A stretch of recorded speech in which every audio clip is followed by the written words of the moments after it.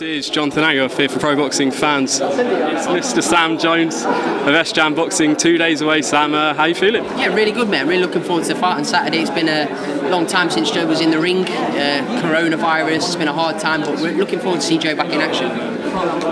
Well, you and Carlos, good friends, bit of banter. What do you make of the presser? Yeah, it was good fun, wasn't it? But I think he didn't believe me when I say I was watching his spars. I actually watched his spars, and he would think he got a bit upset, didn't he, Carlos? But it's part of the game, and look forward to Saturday. Are you and Joe under his skin at all heading into Saturday night? I think he was a little bit. What do you think?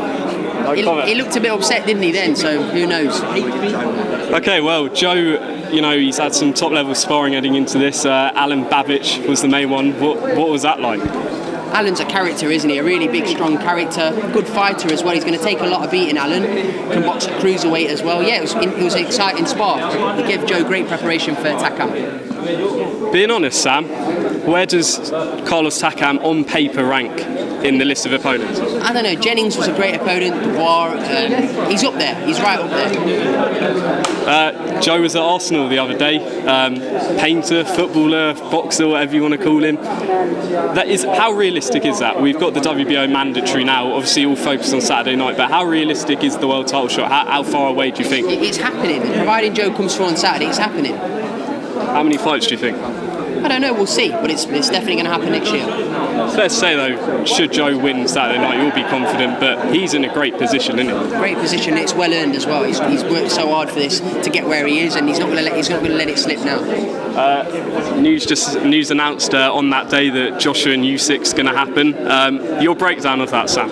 I think Joshua's just going to be too big for Usyk. I think the longer the fight goes, funnily enough, I think would favour Usyk if he gets into a rhythm. But I think if Joshua closes the distance early, I think it could be an early night, because Joshua's a massive puncher, and I think Usyk's not the biggest of guys. But I think it could be a hard night's work for Joshua, but I expect him to come through it. In terms of Saturday night, has your prediction changed? Do you think this is, a dominant Joe win? Do you think this is going to be trouble early on? How are you seeing it?